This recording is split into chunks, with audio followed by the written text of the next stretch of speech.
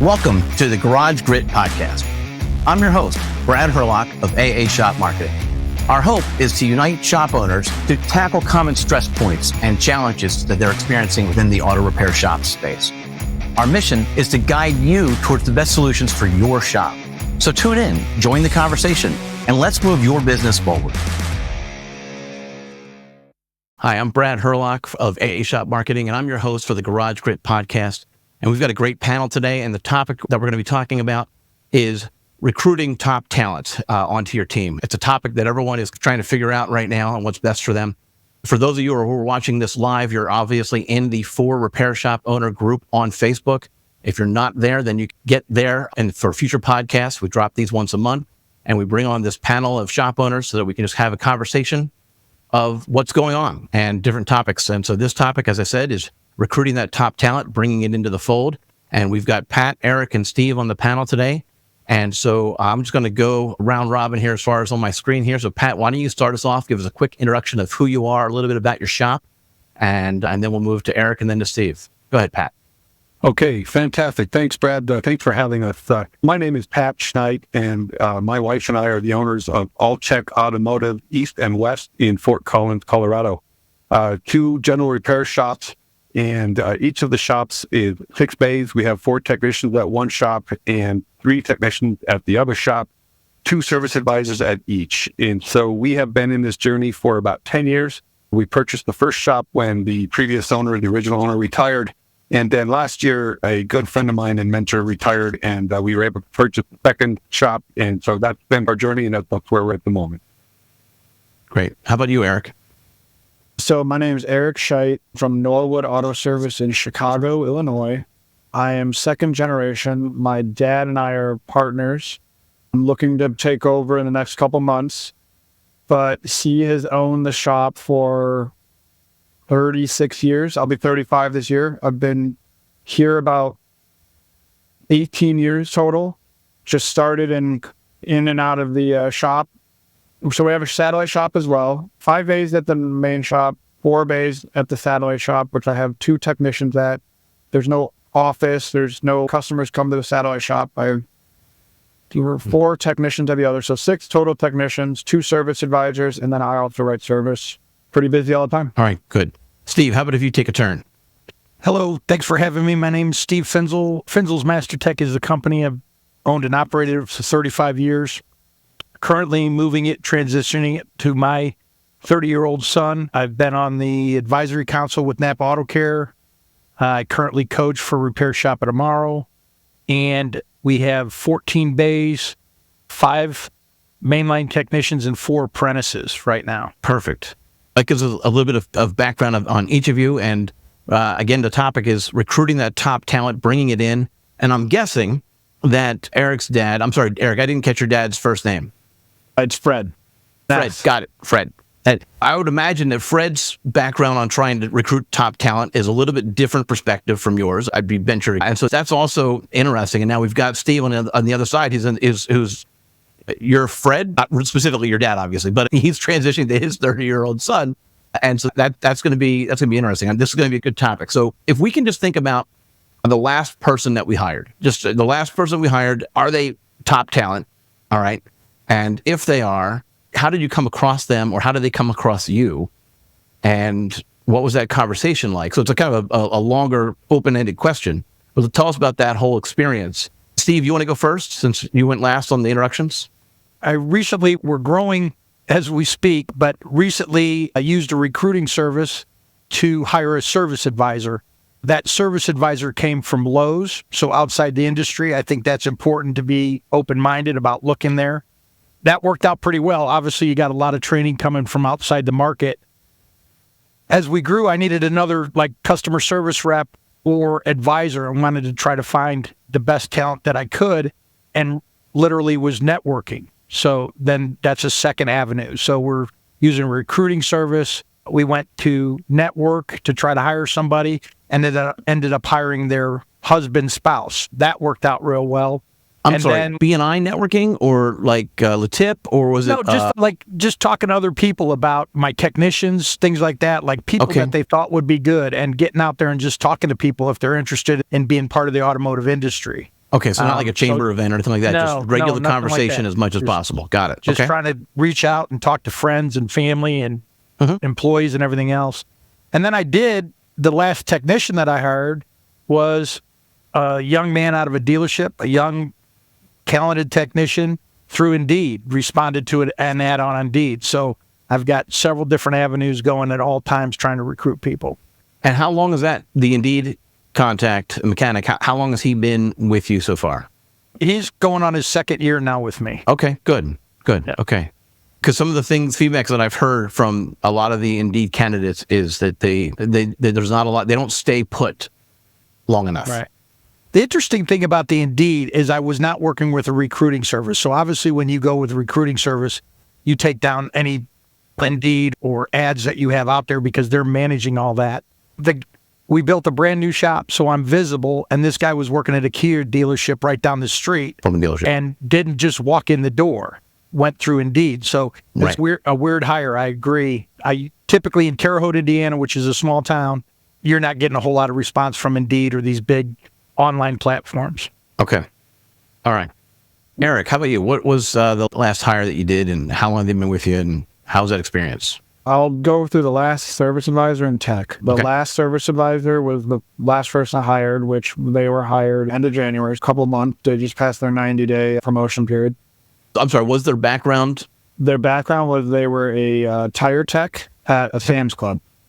Okay. And I guess at Sam's Club, you are the tire technician, but you're also selling tires in the same. I don't know exactly how that worked, but he did have customer experience, or customer service experience. He was actually referred by one of our technicians, who is actually the last technician that I hired. And the technician was hired because she was moving from a shop in Nebraska. So I'm an ATI member, Automotive Training Institute, and she worked at an ATI shop. She knew she was moving to Chicago because she wanted to get out of Nebraska. Nothing going on in Nebraska. So she wanted to move to Chicago, and her shop owner basically reached out to people in Chicago. I think there was like 3 people. We did the interview, and she just passed her year this week or last week, and she's been amazing. Good. Pat, how about you? You bet, Brad. I have 2 quick stories I'll tell you. So one of the things that we hear in this industry is that we should always be hiring. And I got to be real honest, I'm not technician trained. And so this is a stress point for me. It's become less so over the year than a little bit unorthodox. So one of the things that we strongly advocate is community involvement. And we've been involved on the advisory board for a local Front Range Community College, which has a 2-year vocational automotive program. And over the years, we've had a few apprentices, and then we also participate in their semi-annual job fair for their students. Last fall, we had an opportunity to have a booth at their job fair, and we had 2 students wanting to look for placement after graduation this spring. We didn't have a spot right away, but we were able to bring the students on over the holiday break. So they had a month off from school. We gave them 10 days in the shop. We got to see how their work ethic played out with our guys, test their culture. And then we just actually hired one of the students here a week and a half ago. So obviously a junior tech in terms of experience, but that was a real good method. The second one that I'll mention is community networking. So we have a group in Northern Colorado called ARBO, which stands for Automotive Repair Business Owners Group. We meet for lunch once a month, and then just a friendly share best practices and try not to poach each other's technicians kind of a group. And so one of the shops there is a high-end European shop, BMW, Mercedes, which we don't do a lot of. And so he had a full shop of technicians, but his last hire was a guy that was actually trained and loved Ford diesel pickup. So not a great fit, but the guy needed a job. As there was another Mercedes expert tech trying to get into this European shop, John, the owner, called me and says, "Hey, I've got a guy. He's a really great guy, not the best fit for our shop, but you need a diesel technician." Absolutely. So they sent Tommy over. That was like 3.5 months ago now, and just an absolute wonderful fit for our shop. So let's do networking and community involvement that we made our last 2 technician hires. Interesting. So the old word of mouth is still working. And so Exactly. yeah. Now, I mean, it's also possibly more stressful than delegating to a recruiting firm. Steve, you can contrast that, right? You actually did the networking plus the recruiting firm. The recruiting firm is a lot more costly, but you've delegated and you don't have to worry about it, right? You want to talk a little bit about the differences of... So when I went with the recruiting firm, which is, I use Promotive, there's several different ones out there, but the thing about them is that they are really doing a lot of background check beforehand. They were able to get several candidates, and there are a lot of the candidates I didn't hire. Like when I was looking for an A technician, I just put it out there. Like I'm looking for a rock star, an A tech. If guys out there, I'm going to hire them and maybe release number 5, right? But it's got to be a great guy. I got 5 technicians sent to me that were my C plus B minus type technicians. So I'm not going to get rid of those guys that I've invested time and training and all that kind of stuff in to hire a new guy. So they brought me plenty of people. There's no doubt there, but you still get to make the final decision. I think that the networking part, like Pat was talking about, when you're out and about, it's got to be like a 100%, 7 days a week.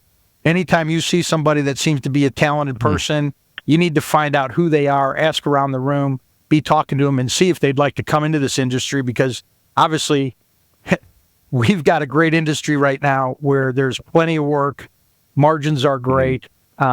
There's, whether you want to be a service writer, customer service rep, a technician, a lube guy, there's work for everybody. Did you mention that your last service advisor was hired from Lowe's, for outside the industry? Yep, outside the industry. I think that's great. And so obviously this person knows a little bit about sales, knows a little bit about customer service. But at the end of the day, we're auto repair experts, but we're really in the people business, right? So you have to know people and how to take care of people, and then you can train the car stuff. Here's the thing that we can take a step back. Where did you come from? So I can honestly say that I'm a master certified technician since I was in my early 20s. I've done this my whole life. The entrepreneurial dream, I'm going to open a shop. I don't know anything about people skills. I don't know anything about running a business. And I probably ran off tons of technicians because I didn't have what I coach now, system operating procedures. Build your business like you're recruiting people, but be working on that business like your image. What do you look like from the outside? What do your employees say about you when they're not at work? What kind of things do you do? Community involvement, like Pat said, interesting things that people want to come work for you. And those guys talk, and then that word gets on the street. But if you've got all the great hiring practices and your shop's a mess and your reputation's a mess, it's going to be really hard to get good talent. So there's not putting the cart in front of the horse. There's some things. Make sure housekeeping's done first when you're going and looking for these rock stars. Speaking of housekeeping, I mean, what do you guys think about, these devices? How often, not just word of mouth, not just through their friends and their network, how often are they researching what you look like on social media? Exactly. They're definitely doing their research before they come in. I've had a couple of people come in and say, you guys actually have a lot of Google reviews. And I'm like, oh, obviously you looked us up. What did you think? Yeah, I really enjoyed, I think we're a 4.9 on Google right now. And I really enjoyed reading some of these things. You guys look like what you're doing. Good. That's a great point, because the service advisor, Rob, that I just hired, I was going after his wife was a GM at a Harley Davidson dealership, and she's got a great reputation. He went online and he was thinking he wanted to write service, actually went to a local dealership, and it was a mess. And he's like, man, the stress, what I hear about the business, customers, how crazy they are, all this kind of stuff. And then he read those reviews to see what people were saying. And he's like, I'm going to go see what this guy's all about. And called me back and said, hey, you wanted to hire my wife. Can I come talk to you? So it makes a big difference what you look like online. Agreed. And so what are you guys doing to try to position yourself online then? Are you posting pictures of the team working together, being happy? Are you posting the pictures of the types of things that they do outside of the shop so that you can point a perspective? What are you guys doing? All that. Yeah. So we are part of OSM. I think it's Optimized Social Development. I think it's OSV now. And they're in charge of all of our social media. We send them pictures organically. They'll post pictures of our team. I got one of our service advisors who's really good with posting stuff too. She'll post stuff like that. I think it's all about culture too. You got to have a good culture. Absolutely. And once you have that culture the way you want it, then people are going to come. Indeed is good, but culture is, you can't train culture or you can't teach culture. So, all right, so let's go around and describe in your own words what the culture is at your shop. Eric, why don't you start and tell us what culture is to you at your shop? So culture here is family. Everybody knows that we're here just as much as we are with our families, if not more, during the week. We're a 5-day work week. We are not open on the weekends, which when I first started here, we were working like 60 hours a week. I said, absolutely not. I want everybody to enjoy time with their families, their loved ones on Saturday, Sunday, come back on Monday for work. We eat lunch every Thursday together. So I have developed this hug culture, which everybody in my ATI 20 group makes fun of me, but every Friday at the end of the day, it's our end of the work day, everybody comes up to each other and shows their appreciation. We all give each other a hug. Okay. And it started as a joke. I think it's been 6 years that we've been doing it, and nobody really misses it anymore. It's actually pretty cool. That's very Nice. cool. Nice. I think that you said something on the lunch thing. That's something I love to cook. Obviously, by looking at me, I love to eat too. But we had Napa brought in lunch the other day, and I put one of those Dorman lunch and learn deals on for diagnostics. Put it on the big screen TV. We have a training center where they can upstairs where they can go and eat lunch together on a regular basis. But like we do that lunch first week, we have our monthly meeting from the month beforehand.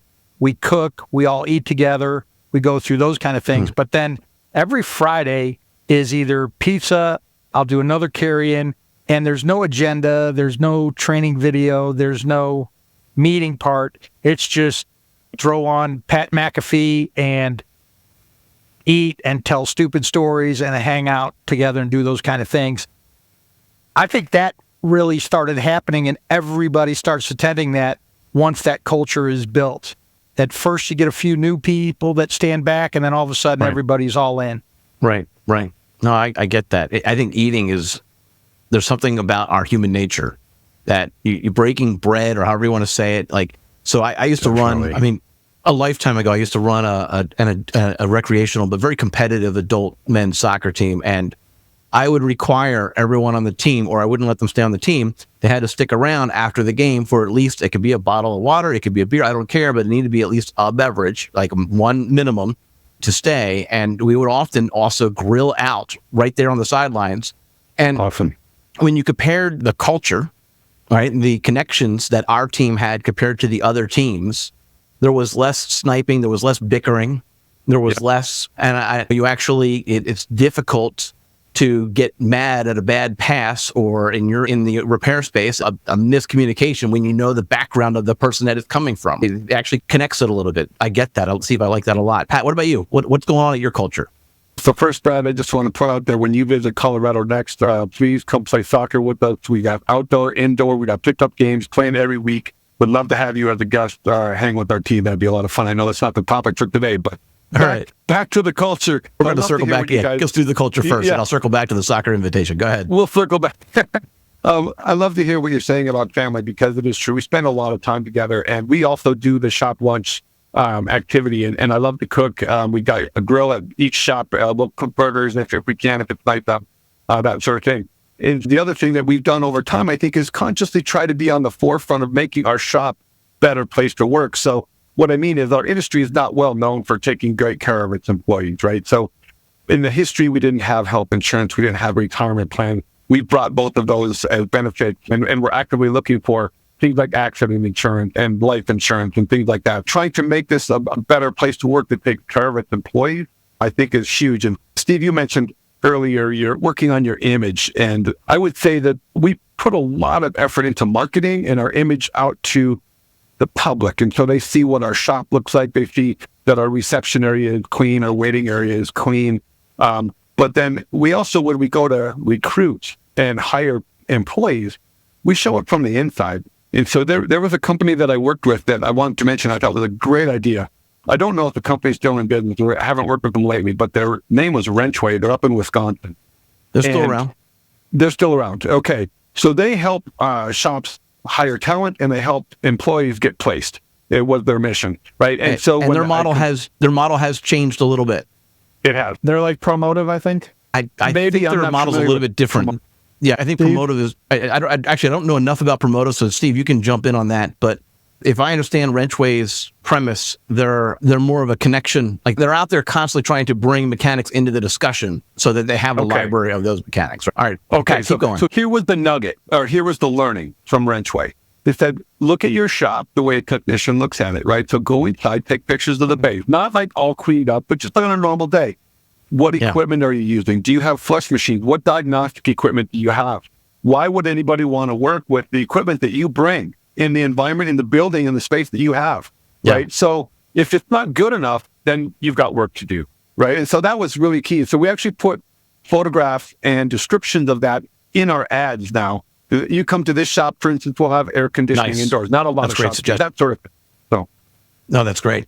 Yeah, I completely get that. And that adds to it. We're showing the culture, we're showing the tools, we're showing what it's like to work there.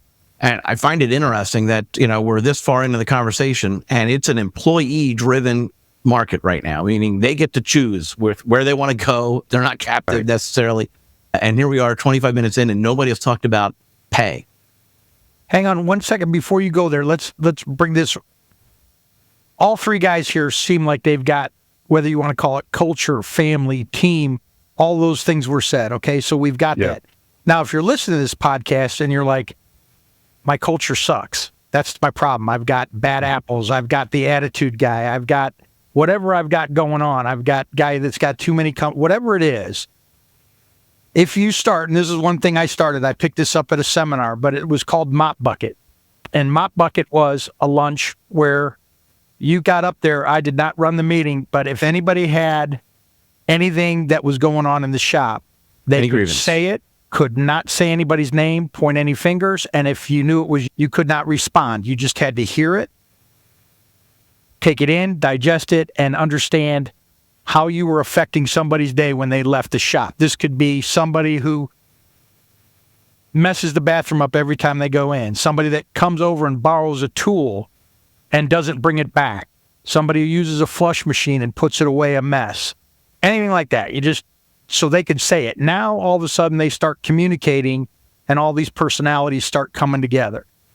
And sometimes you do it where they get their own lunch, or if you want, you can do pizza or whatever, but that's one way, an idea to get started to do Mop Bucket, and just do it once a month. Mop Bucket, here's what's going on. And when you first started to do it, did you have to be a hall monitor to make sure that that they didn't try to defend themselves when they knew it was them that they were talking? Yeah, just sit in there and say, hey, just let's hear it out and see their feelings, let them be their feelings, that kind of thing. But very helpful. And then it goes from everybody having a Mop Bucket to like, we're reaching.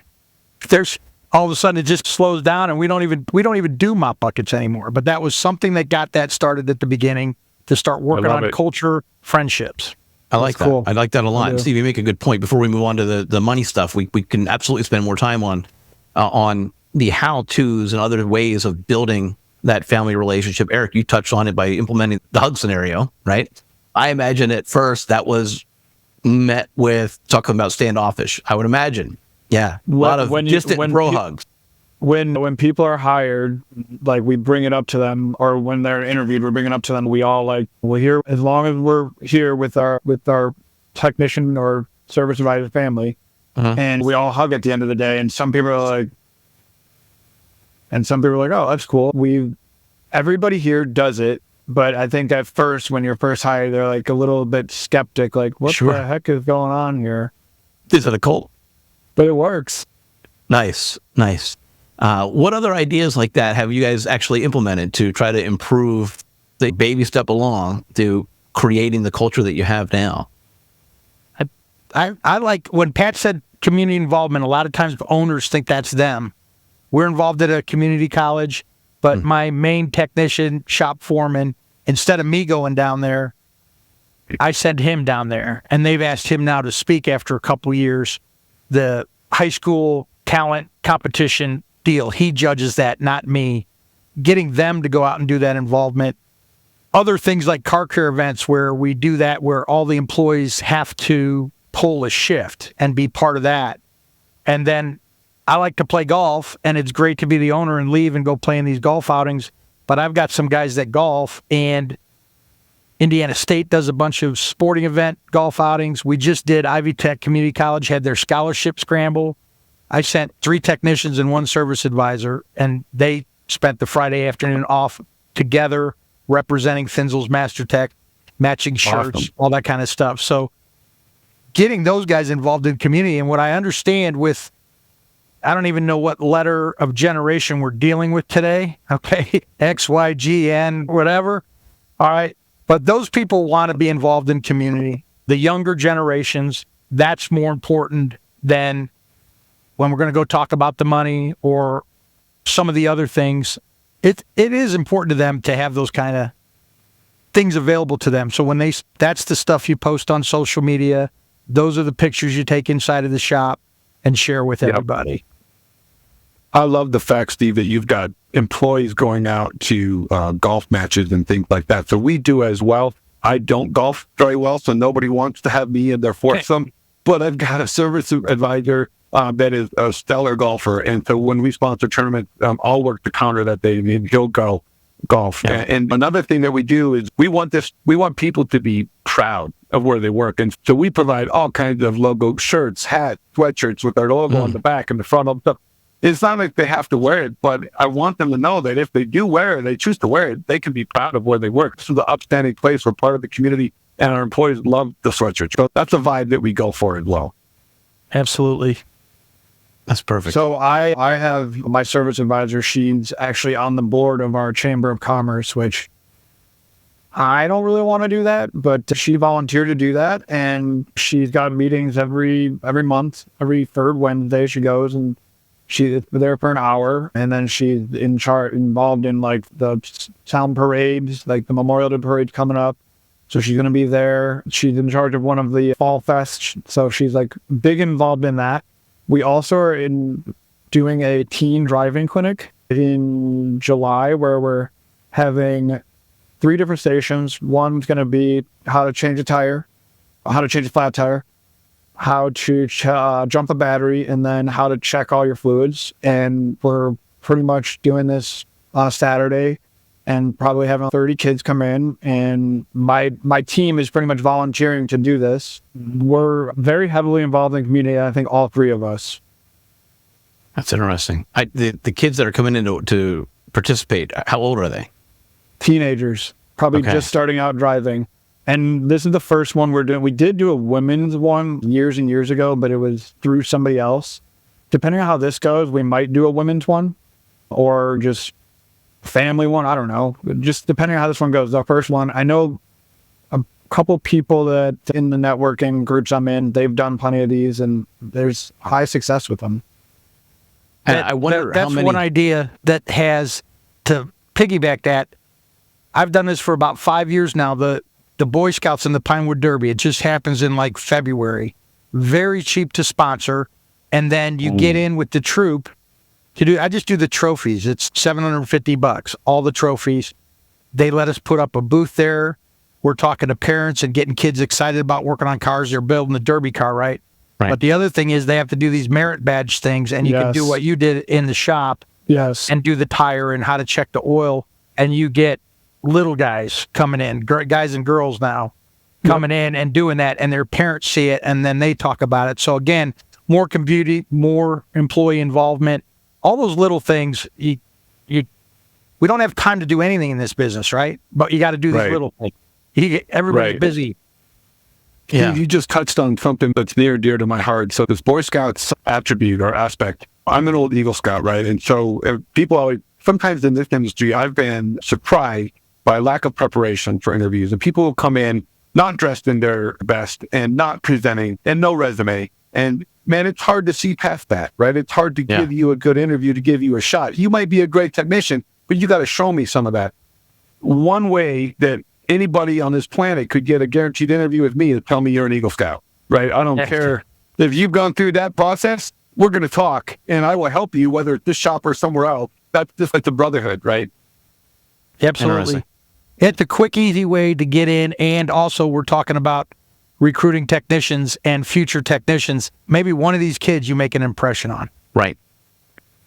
Yeah. So there's another thing that I think we need to start talking about too, is training these people that are involved in our companies, because if you don't train them, they're not going to grow. So what I started doing a couple of years ago is I made it pretty much a requirement. Each employee has to do 40 hours of training a year.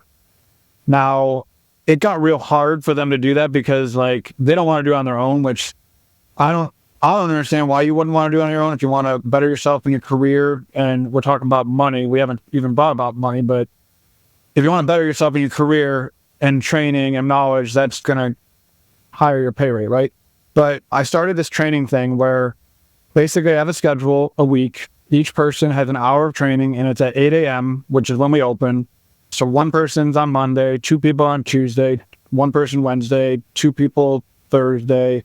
And then what I also talked about with my coach is that in order to get more buy-in, maybe we should put money where our mouth is. So the first quarter, our goal is 40, right?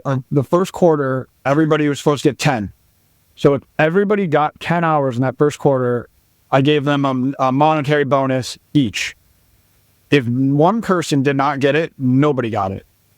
So they all pushed each other to do it. Now, it was only the first quarter. Right now, the second quarter is not looking as good. But I also have to stay on top of it as their leader, which is hard. But that's what I'm talking about. We need to start training these people that are in their positions to grow. And I think that talking to one of my Napa sales representatives, he says that a lot of things that he notices about the shops that are busy is that they send their people to training. And the shops that aren't busy, no training. Another great deal for people that are looking, how do I get my guys to train? Because there's pushback there too. We do a ton of training, but whether it's AVI, which is, if you haven't heard of Automotive Video Institute, every top trainer has videos on any topic you want there.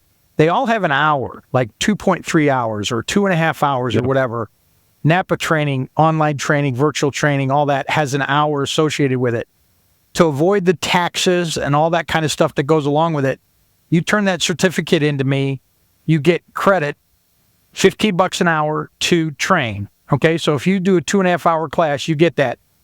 I just tell you when it accumulates up, you just tell me where you want your gift card to. You want it to Kroger? You want it to Sam's Club? You want it to Speedway? What do you want it to? And you could go promotional expense that, okay?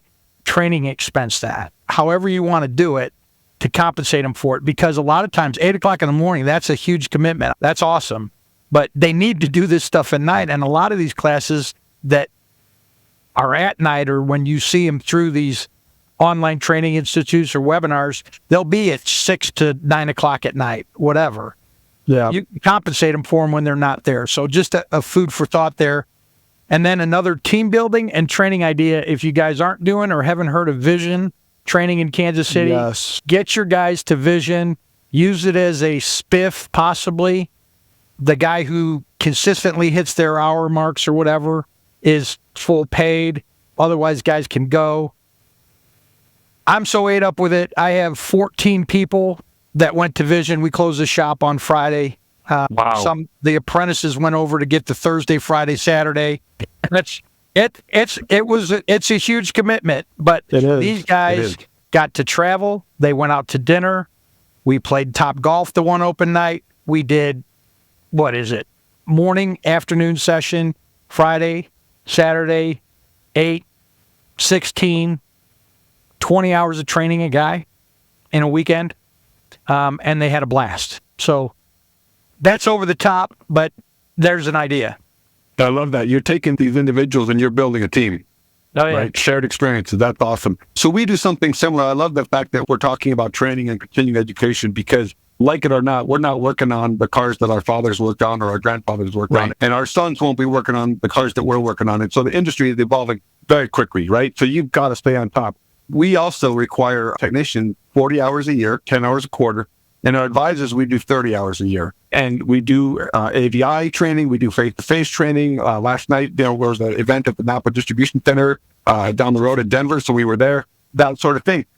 However, what we do is a little bit different. We put the ownership on the employee, and we do that through the pay plan. So we haven't really talked about pay a lot, but one of the things that we offer is $1 an hour for hitting your continuing education. So it's basically we go quarter by quarter, we measure it. The employee has the ownership to earn their required 6 hours or 10 hours, report that back to our HR manager, who is my wife, make sure that they've got a certificate or something like that.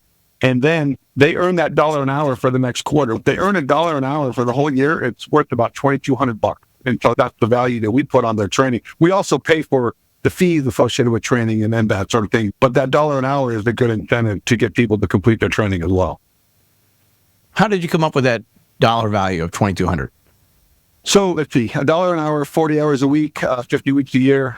Just did the math on the calculator. I see. So Got it. Okay, just ballpark math. Yeah. Yeah, fair enough. I like ballparks. We touched on the different aspects of pay. And so a lot of times in an employee-driven market, people just assume that you just got to dump money at them. But the fact that we didn't talk about that to start, and we actually haven't even touched on it, and it's been 40 minutes in, is a testament to people want quality of life. Like, it's not that they don't want more money. Of course they do. But they want a better work experience, right? People leave their jobs because they're not happy with their bosses or they're not happy with their coworkers. They didn't have those mop buckets. And now they're actually either looking or they're thinking about it. And one of the ways that we actually help shops occasionally is we actually will post ads on Facebook trying to target people who are mechanics and just asking them whether or not they're happy with their jobs, right? Because instead of actually targeting Harry over at this other shop, because you don't want to steal from inside your group, right? You just flat out ask them, are you happy? Because then you've got to pitch your own culture, right? And that's actually a key piece of it. But I actually was working with a shop who we actually put some A-techs in front of them. And just as a point of reference, we're not actually a recruitment, like that's not our focus. We're a digital marketing company, A-shop marketing is, but we're occasionally helping shops who need help trying to place it. So it's like an extension of what we're doing. But anyway, my point is we did actually put a few people in front of him. And I found that he didn't want to even pay them close to what the market in his area was paying. And so they're not going to take a pay cut to come to you. It needs to be that pay is important, right? You do need to consider that piece of it, but it can be the last part of the equation, right? What are your guys' thoughts on that? I see, Pat, you're nodding your head. What are your thoughts on the pay side? You guys want to talk about that a little bit? Sure. I think it's definitely, you hit it. You have to pay competitively, right? You can't expect people to come to want to work for you and be paid less. So you've got to be in the game. But then what I found is that's not the end all. They do want the additional element of the culture, whether it's the shop lunches, whether it's the extra time off or the flexible schedule. Not working 6 days a week, I think Eric mentioned, right? 60 hours a week in the shop, not going to happen under his watch. That is supplementing the pay. We haven't talked about this yet, but I'm almost thinking the reverse of how you get people to come to work for you. We have at times had some, I'm just going to use the word prima donna technicians that were very good, but well paid and not having the family culture. That prevented people from coming as well. So other people in town would look at us and say, I don't want to work with that guy. Well, it also makes people leave too. It does. Yep, we've experienced that as well. I think here's the thing: when you talk about a wage, a guy comes to me and he says, "I'm an A-tech and I'm worth, I don't know what your market is, so it doesn't matter. So just say $50 an hour." And you say, the next closest guy I'm paying is 30. The bottom line is you can't afford him not to pay. This is going to sound stupid. You can't afford him not to pay $50 an hour. If he can do, what's he going to do? 35, 40, 45, 50 hours a week? Do the math, charge the labor accordingly. If he's that guy and you're paying him $50 an hour, you're charging $200 an hour for anything the guy works on. Put it into your business plan, make it happen. Exactly. That's the deal. Like technicians that you can't pay with the ability we have to control our labor rate and control what we do. We're all putting out a great product. That's the goal of everybody listening to this or sitting here. All right? Yes. So it costs a certain amount of money to do this. And if you need an A technician, you cannot afford not to pay him. If he comes in your door and he's qualified, pay him and adjust your rate, period. Sorry. 100. I think that's what I'm trying to say as well. And I totally agree with you, Steve. in our industry, I think we've been undervalued in the marketplace. And so if you're sitting at a labor rate of $120 an hour, $150 an hour, and you need to charge a little more to bring in a technician because that will increase the offerings that your shop can bring to the market, go ahead, set it at $200 plus an hour. I think you're exactly right. Those skill sets are hard to find and probably more needed now than ever, because a lot of the newer cars are very computerized. So it's hard to rebuild a differential or to set gear backlash, right? So if you don't have those mechanical skills, if you came up as a younger child and didn't have somebody in the shop teaching you those mechanical things, carburetor skill, you can charge a lot for carburetor adjustments these days, right? So it's crazy, but having an A technician that can run the gamut from 40-year-old cars to today's cars, that's a skill set that you can't find in a lot of places. Right. Eric, you had a thought? Yeah, so I think that there should be a base pay, and then you should be compensated based on the production you do, or if you're an A tech, the production that people do underneath you. I have a compensation plan for my entire team, and it's based on gross profit dollars. And if they reach that gross profit dollars, then whatever is above the goal we had, they split evenly. Well, not evenly. Whoever, like if the A tech has a certain amount if the A tech gets paid a certain amount and the C tech gets paid a certain amount, then like it's paid based on knowledge and experience. But if you're saying give the guy $50 an hour, I'm okay with that. But I think it should be lower, and they should be working towards low and working towards a higher rate as more of an incentive. Because if you just give them a regular base pay, what's their motivation?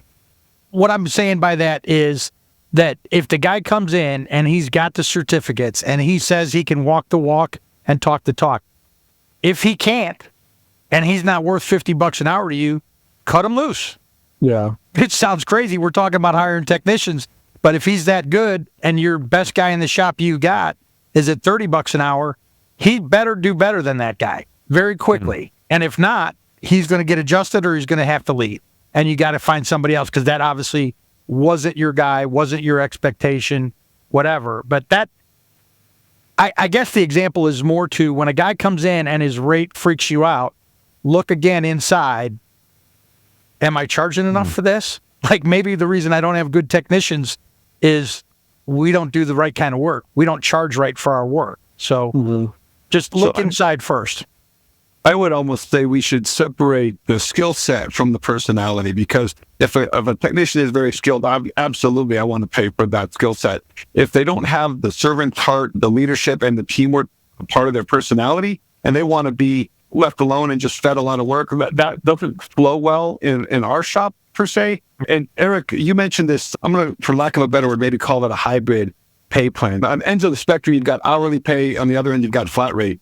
What we absolutely do here is a hybrid pay system, which I think is what you were alluding to, Eric. And you say we pay a base rate, so clock dollars per hour for showing up, and you've got a guaranteed paycheck at 40 hours a week, and then production incentives. So if you hit 30 or 35 or 40, you get an additional bonus amount put on top of your clock dollars per hour. So there is an incentive to produce, because that's the way that the shop makes money. So that's what I'm saying. If you start that base pay at 30, and then they say they can book 50 hours a week, that 50 hours a week could be the 50. Yes. Yeah. Now, I'm curious. So you're out there saying, here's your base and here's our culture and everything like that. Do you find yourself occasionally losing talent to shops who are just talking the top dollar? What I'm trying to say is, to this applicant who doesn't yet know you, hasn't yet hugged you, right? Doesn't yet trust you, does it? I don't understand what I'm getting paid. What am I going to get? What am I actually getting paid here? Oh, I'm just going to take the base rate and then compare that to this other job that I'm also looking at. So I'll be honest, when I do my interview, the first interview for sure, I don't even talk money, because I want to see if they're a fit. Now, if I see that they're a fit, I'll bring them in for a second interview. I'll bring them in the back. I'll show them around. I'll have them talk to all the techs. If it's a tech, a service advisor, whatever, they're going to talk to everybody in the company. And then we'll talk money. But I do not talk about pay in the first interview at all. And half the time I'll say, all right, after this phone call, or if it's a phone call, I'll be like, do you have any questions for me? If they start asking about pay, then we'll talk about it. But I don't know, 3 times out of 10 maybe is when they ask about it. They don't even ask sometimes about pay because pay might not be what they really are there. Like some people are actually looking for that family culture or that family, like they want to be along. Yeah. Now, I'm sorry. Did you say that you actually make them, the new interview person talk to each employee that you already have? Mm-hmm. I bring them on, I show them the shop, I show them all the employees, I introduce them.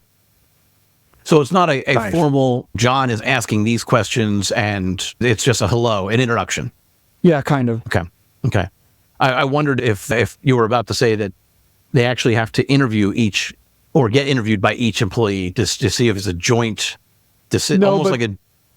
Sometimes what I'll do is I'll bring them back there and I'll let them talk to the shop foreman and then I'll walk away because I'll have to deal with a customer or something and then they'll come back to me and Right. And think about this for the dollar amount. If you call that guy back for the second, which I think is a very good practice, and a lot of people do that, and now we're going to start talking money, there is no reason that you can't ask them to bring last year's W-2s in. They're asking you to spend your money, but if you have seen their work history where they've worked, and they're at a new job every 6 months chasing the dollar, it's a pretty easy decision for you, right? Mm-hmm. They've been at a place for 5 years, and they've shown you a W-2 for $100,000. Like, they've made that money. They've earned that deal. Yeah. Somebody kept them around for 4 years paying them that kind of dough. Like, it's that security blanket because a lot of guys have the guy says he can do this, he comes in, and he can't really do what you were expecting him to do. That's one way to monitor that, and I think it's a fair ask. I've never had anybody tell me, I'm not going to show you my W-2s. Then we're not going to have a second interview. Hey, is it just from last year, or do you go multiple year? Just if they'll bring last year's in, that's fine with me. Yeah, interesting. Huh. I haven't quite gone down for like that. I have not done that yet. It's just an easy ask. I agree. It is. It's an easy ask. I haven't asked to see the W-2s, but I do ask, usually at the end of the first interview, if it hasn't come up already, what kind of money would you like to make? And the reason I do that is because as I'm preparing for the second interview, I want to be able to design my hybrid pay plan so that it works out in my mind that it fits the shop. And then we can have a conversation about that the next time we see each other. But I need to know the ballpark. So if they're in the $60,000 a year, $100,000 a year, $120,000 a year, what's your ballpark? And then we go from there. Right. Yeah, and if they're a technician, you need to be able to book 25, 30 hours a week to get to that. Can you do that? Right. Exactly. I like that. Okay. It's interesting. We spent all this time, the topic being recruiting top talent, right? And yet what we're finding is, or what we're talking really about is, before you start out there, make sure that your own house is in order with the program, the training, the interactions with the people, the family type atmosphere, and then of course the compensation plan can be what it needs to be, but make it so that it's connected to bonuses or growth in some way. And so after we've got our own house in order, we've talked about networking with community. We've talked about paying a recruitment firm. We talked about making sure that we have the right image on our website and social media presented that way. And we even touched on, interestingly enough, firing employees that aren't a fit for our future because they might be hampering, they might be stopping you from finding that next talent. You bring them in, and Eric, you've just introduced everybody to the new person to everyone on your shop, and the one guy's a jerk, then that deal's done, right? I don't even want to work here anymore. I don't want to get a hug from him. I want to punch him in the face. So yeah, one time the guy comes in and the guy, what do you think? He goes, I don't like him. All right. Okay. So you do actually ask your team after you've been introduced, like, what is their initial response? Yeah. That's interesting. Steve, do you do anything like that? They're going to be working with each other more than me. You're right. No, I get it, Eric. Yeah. Steve, do you do anything like that? I do the walk around thing when the callback interview has to just show them the equipment and shop and the hello and the introduction. The team already knows that the guy's a prospect and that I haven't offered yet, because I'm going to share that with the team before I make the offer, just to see if I got any hard blackball like what Eric was talking about. I think one piece missing, and maybe going too long, but I love this stuff, but we're trying to take technicians. The average technician's age is 55 years old. They're retiring out of the business faster than we need them. There's the need for so many technicians, and the tech schools, the this, the that, all the young people that need to get involved, apprentices. I think Pat said it. I don't know if you caught that at the beginning. I have 4 apprentices that are from 18 to 20 years old. 2 of them about a year in, 2 of them about 6 months in, and I'm getting about 20 hours production, paid labor out of those guys. So I'm getting 80 hours a week out of 4 guys that are in an apprentice stage right now. It's Terre Haute, don't laugh at me, but $15 is first stage. Next stage is $16, 17, and when they get through the program, they're at $20 an hour with 3 certifications. Nice. But I'm getting that kind of production out of it. These are guys that are green. They don't know. I don't want them to know anything. They just want to work on cars. This is talking to parents again. One of them, the guy's dad, is the CEO at Regional Hospital in Terre Haute. He just graduated high school last May. The kid is giving me 20. He's probably one of my best. The average is 20. He's probably giving me 20, 25 hours a week as an apprentice. So now, is this through the Napa apprenticeship program? I actually do the Napa apprentice. One of my guys is through Ivy Tech. He's still in school. He's still doing it. He's going to get their degree, but he works for me. Like, his schedule's a little different. He comes in some days at 10. He has to get to a night class, but he's going to graduate with their 2-year degree. And I believe, like, I've got to make room for these 4 guys, which I've got a good plan for. But if not, there's technicians going into the industry. You can make money doing it. Do your homework. Do your research. The Napa Apprentice Program, I was on the advisory council when Pete McNeil brought that about. So I saw it from the very beginning. I sucked at it for a couple years, and now we're doing really good with it after getting a few kids in it and not having a good plan and agenda for them. So with that program, how do your ATEX play into the picture? Because one of the things I was thinking about when we were talking about ATEX was, if they're actually a leader on the team in this family-like relationship, then their value in part is, if they can get 3 of my B-Techs to become A-Techs, I'll pay them a little bit more. Right. So here's the premise, and the whole program is written out. You can see it if check into it. But here's the whole premise. I'm a bigger shop, but my shop foreman is an A-Tech. He's actually a world-class technician, and he will talk to kids. He is in charge of doing their stage checkoffs, not me. He does that with them, okay? He's the one their mentor. He's their mentor. He keeps them going. Based on the job, the apprentices, now, when they're first getting off, it's talking about how we set a rack, how we do a transmission flush, how we do a power steering flush, how we do a brake inspection, oil change, lube rack, that kind of stuff. It starts very basic. Mm-hmm. But right now, within 6 months, these guys are, tomorrow you're going to do an alternator on that Nissan Maxima. Here's the printout of how it's done. Take it home, do your homework, come back tomorrow, that's your job. Here's a radiator on this. Here's a fuel pump on this. Whoever they're doing that job for, whether it's technician 2, 3, 4, 5, they are getting paid those book hours. This guy is $15 an hour. And you'll say, well, what's going on there? That technician has to test drive it. He diagnosed it. He's going to do the quality control test drive, and he's going to walk the kid through teaching them how to do whatever job that is in 6 months. Yeah. You can't find technicians. Yes, you can. They work at McDonald's. Yeah, but you got to grow them is what it is. Yeah, it is. Yes, grow your own. Yep. It works, and I've tripped over it for a while because I didn't have a good game plan, and I wasn't giving enough guidance, and I was confusing young kids. So you've got to have a path with checkoff points and mentors and quality control to make sure that you maintain your reputation as a shop, and the technician also gets to learn. But the thing I like about teaching and growing the younger generation that are very green, as you said, they don't come in with any bad habits. You don't have to unlearn and retrain. You just get to train right from the beginning. Yeah. And I think the industry, the educational industry is starting to, or pendulum is starting to swing, however you want to say it. There was, you go back 20 or 30 years or even more, there was this message of you have to go to college and you have to get a 4-year degree and you have to, and the other options weren't considered. Mike Rowe talks about this a lot. And so from 30 jobs. So so it's, I think that I think people are realizing that's not the case. So I've got a nephew who he went right into HVAC, and actually while he was in high school, he started his HVAC apprenticeship, and that's great. He's going to do better than most 4-year degree, bachelor degree people, right? So, exactly. So I think we're in a good spot from like a societal standpoint. The message is starting to be heard. We don't have to fight as hard against it's just a matter of time that we just need to get the message out that we've got a segment of our shop that's for, how did you say it? Growing talent, not recruiting, but growing talent. Growing talent. Yep. I think part of the issue for the longest time too was getting paid what we're worth.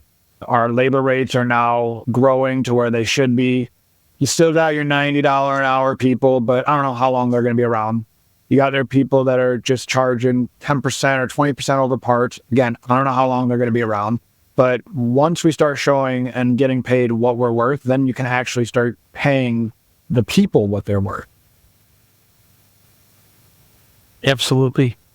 Another good timing piece right now, right? Because people aren't necessarily racing off to buy new cars as often as they were years back, and they're looking to keep theirs on the road. There's more elasticity with being willing to pay to keep it going, right? So we just went through with COVID, and then there was no inventory, so people had to fix their cars.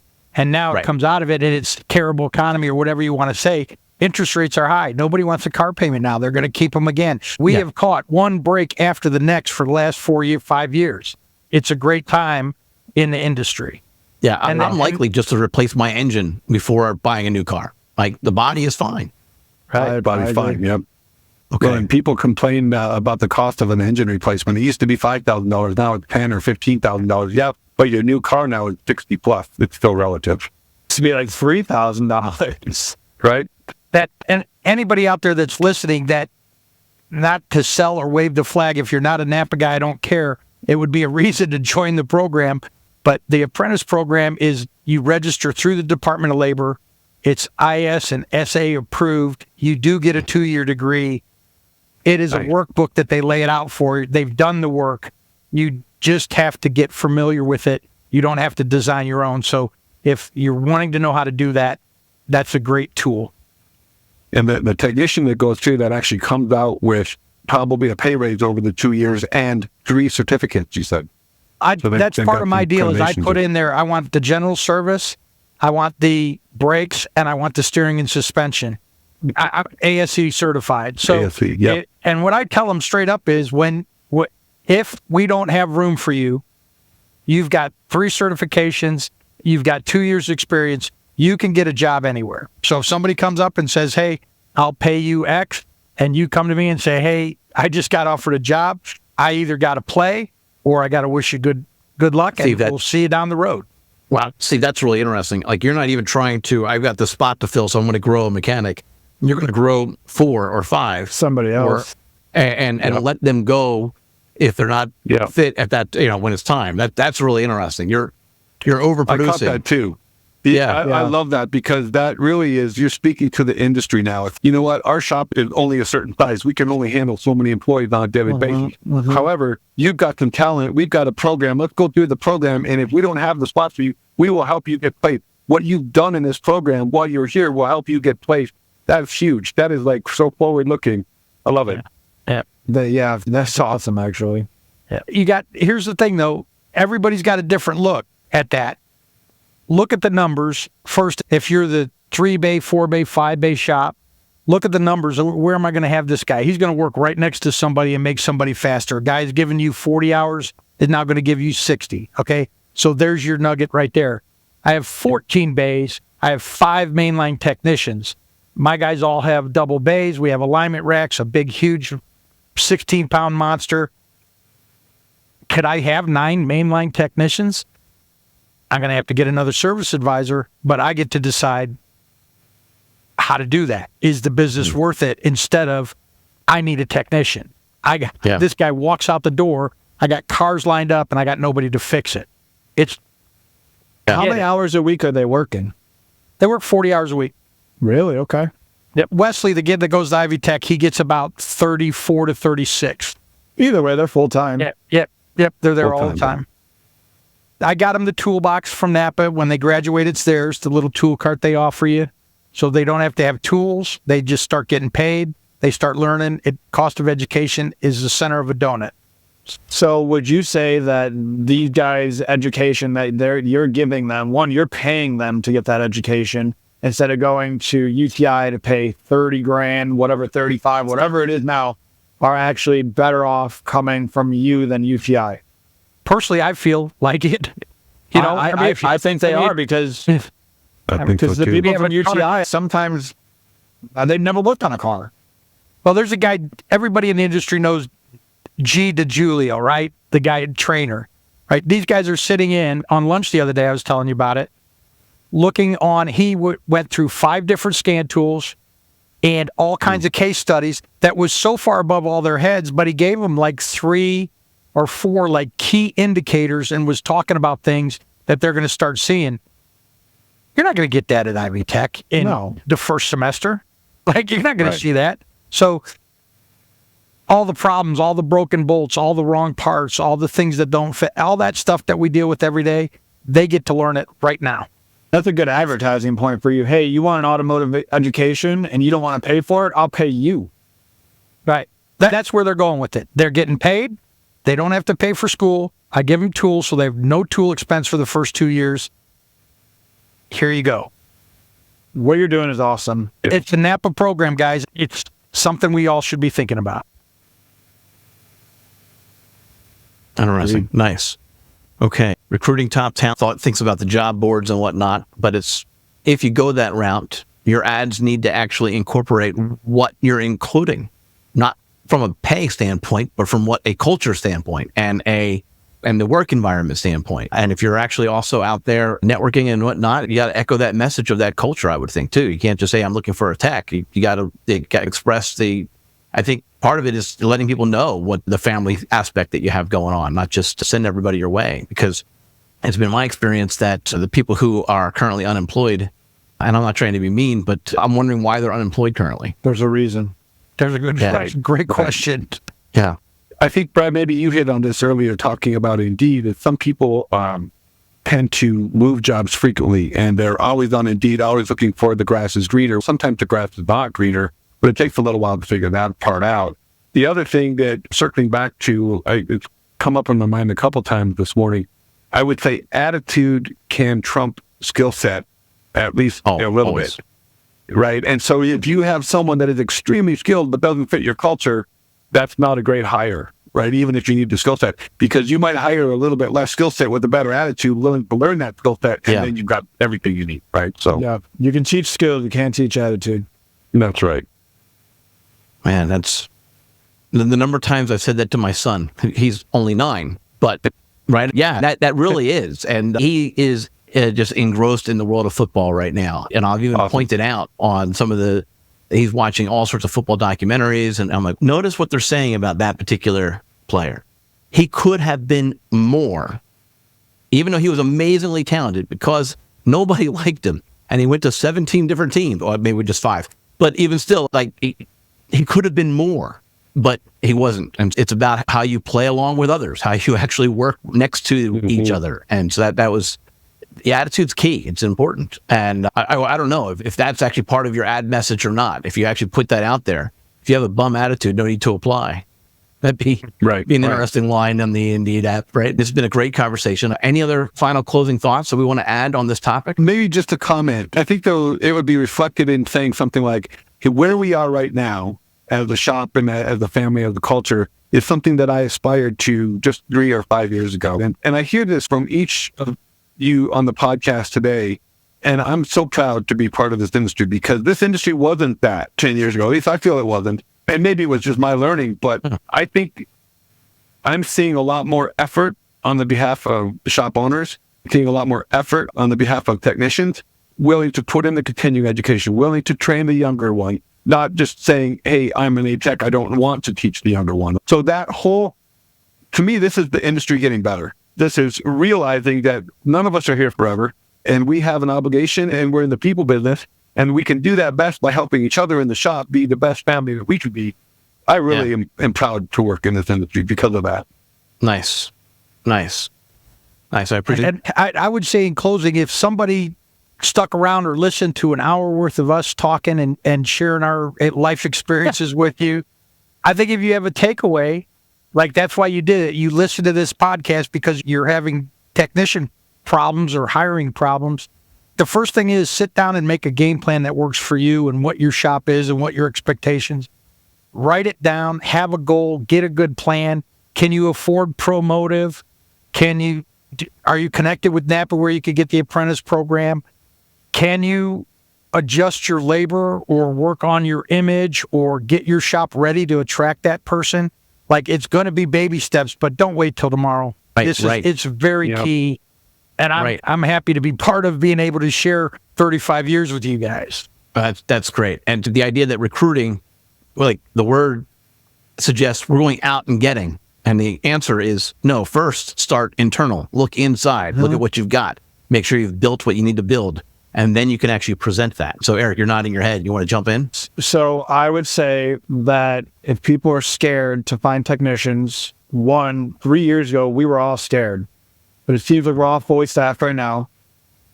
I don't think you need to look to Indeeds or the job boards anymore. I think that you need to think outside the box like Steve, who has now started to grow them, because the technician may not be a 50-year-old technician that has 8 ASCs and your Mastertech. That other guy that you're looking for, he might be that 20-year-old kid that in 5 years could be that ASC certification Mastertech. And that's okay, but there's patience. You need to have patience. And I think that we're in a good spot. I think we were all scared for a long time because that's just where everything, there wasn't technicians. Yeah. But we need to make the kids or the younger groups underneath us, or underneath me, I guess. Yeah. We need to make them aware that this is a good industry because it is becoming that. Nice. Yeah. And Steve, I like your sentiment, Steve, about being able to share with everybody. And I really do want to invite you guys to that For Repair Shop Owners Facebook group. I'll put the link out because I'm hoping, and if you're listening to this podcast and you want to actually ask questions to one of the three panelists, get that out there and we'll see if we can get you in touch so you can have that conversation on Facebook. And Eric, you're spot on with kind of the way that you frame that and wrap that up. The reason that this topic is happening today is because at the end of the last podcast, I asked everybody what topics would be of interest to the panel. And 2 of the 3 said recruiting talent. And so I'm curious to hear from you. If you guys were listening to this podcast next month, what would be a topic that would be of interest that you would like to listen to, that you hear from other shop owners talk about?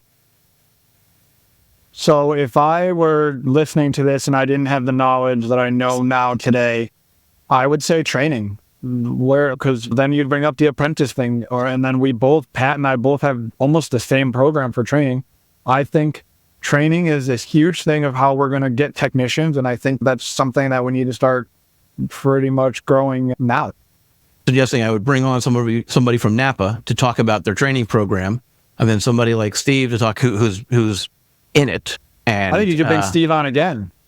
Sure, I get that a lot because Peggy, who was on last month, it came to my attention that one of the things, and actually this is actually appropriate for Eric, for you as well, and I know Eric and Steve, is another topic that came up was succession training. And the idea that was presented to me was to actually have 3 younger generation who are about to take over the shop and what it's like in their process and their journey of taking over, right? And then the next month have 3 people who are relinquishing and hearing their perspective on what it's like from that side of things. So there's 2 possible topics. Training is a good one. Did I get that right, Eric? It's not a how-to, it's how different shops are implementing training programs to see if we can get an assortment of different types of training programs. How do you get your guys to do it? Where you can find training. Okay. How do you get your guys to do it? Eric, Pat, wasn't that the biggest pushback at the beginning? It I still work is. here all day. I work here all day. Come on, man. Yeah. But that when we talked about the attitude, don't you want to be better? Don't you want to practice so you can win the game? Not everybody's you. I got a quote one time, and it was given to me by my bookkeeper, but it's like, don't expect you from others. And the bottom line is, like, it makes sense to all of us sitting here, but these guys, they got families, they got bowling, they got fishing, they got going and drinking at the bar. They got whatever they want to do. Why has it got to be important to them? And Steve, you mentioned about evenings, and my mind went right to, my goodness, I'm putting dinner on the table for my son. It's a conflict of my scheduled family life that I've got planned out. And surely there's ways to work around it, but that was what my mind went to. But the other thing that jumped into my mind about the training, and all the top baseball players have hitting coaches. They're at the top of their game. The worst player in MLB is in Major League Baseball is the worst player is better than any. Like, they're amazing, right? They've gotten that far up in their, and yet they still have a batting coach, right? They still have somebody who's actually coaching them. And so, be coachable, in a way, this training is somewhat like that. And maybe it is actually a specific coach, or maybe it's just a particular program. But we've got to continue to develop. We can't just continue to turn the wrench and assume that in of itself is training. It's not, right? That's right. And that's difficult. When you first start doing that, you start to realize it's worse than ripping the Band-Aid off, because you're seeing what's there. You're being exposed to what you're doing wrong, and you've got to get over that. So it's also back to that attitude of adjustment too. So the insights that I found in the short term was I stopped requiring employees to go to every class. Hey, there's a NAPA training tonight. There's an AutoZone training tomorrow night. You need to go. No, I can't go. I've got my kid's birthday party. Okay, so you've got to respect that. But then I found, as a shop owner, the more opportunity and diversity I can bring in the training, whether it's AVI or Factory Motor Parts, got a great library, or Bosch, or anything like that. So the more opportunities I can bring, there's going to be one or two that you can plug into. Find one. That's the short term. The longer term is, hey, if you get to the end of the year and you haven't hit your 40 hours, let's have a talk, because are you really the right employee for this family culture, right? Are you fitting the culture or not? If you don't want to be growing and becoming better, you might not be the right fit for our shop. It's part of the culture is training, right? You always want to grow. Okay. All right. So training might be a topic. Pat, do you have any other suggestions? Or Steve, do you have any suggestions on possible topics for what you would like to hear or listen to, hear what other shop owners are saying or doing? I think the training, the apprentice, the succession stuff, all of those are good. I don't know. I'm just having my son, he's 2 years in right now. I figured out the main thing that we had to do. I don't know if Eric, if you and your dad are doing this, but did you have any counseling that you had to go to? Because we're going to counseling. It's a different animal when you're bringing somebody in. You think different than Fred does. Scotty thinks different than I do. Yeah. That's a great topic of when you're passing this on. That's a great topic. Sure. Great topic. I will be honest, it has been 10 years in the making. It is still not done. It has not been easy. It's actually been really hard. I would love to have done counseling. I think that would have been a great idea. Yeah. That's so fascinating. What kind of counseling? Steve, what kind of counseling? I'm just one of those weirdos, so I go talk to somebody, and I'm like, I see my son developing the anger things that I had 15 years ago with employees and customers and all this stuff, and he's in year 2. And when I confront him, we do that battle. Eric, you know what I'm talking about. Like, you ask him a question, there's a different expectation. So how are we going to communicate with each other? We go talk to somebody? It's like couples counseling. Yeah, exactly. It's exactly what it is. Pretty much, it seems. That's awesome. That's awesome. It's made a difference.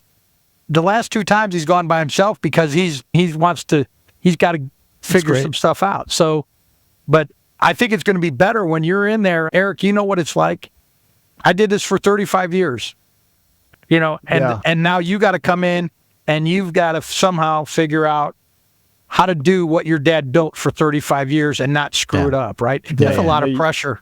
That's the a lot of younger generation knows everything, huh? Should have know everything, right? But I know better, right? Yeah, exactly. Brad, there's a delegation aspect in there too, and the realization that, hey, getting something done, whether it's your way, your father's way, your son's way, it may not be important whose way, but getting it done at all is huge. And then next time we can talk about doing it better. But you got to let go of the control, because micromanagement is not the way. Yeah. If you want to do that succession planning where the younger person talks about going in and taking over, I'll volunteer myself to talk, because I guarantee I have a lot of information on that one. There you go. Okay. All right. Good. All right. So we've got those 3 topics now. And Pat, do you have any other ideas or topics that you might want to listen in on? I don't off the top of my head. Today was great. Good. Good. I was really glad to have all three of you here. I really appreciate your time. It's been almost 90 minutes now. And again, thank you. You're pulling it out of your day. Please, thank you for that. And so please hop out and jump into the Facebook group in case people want to keep talking, if that's okay, if you don't mind.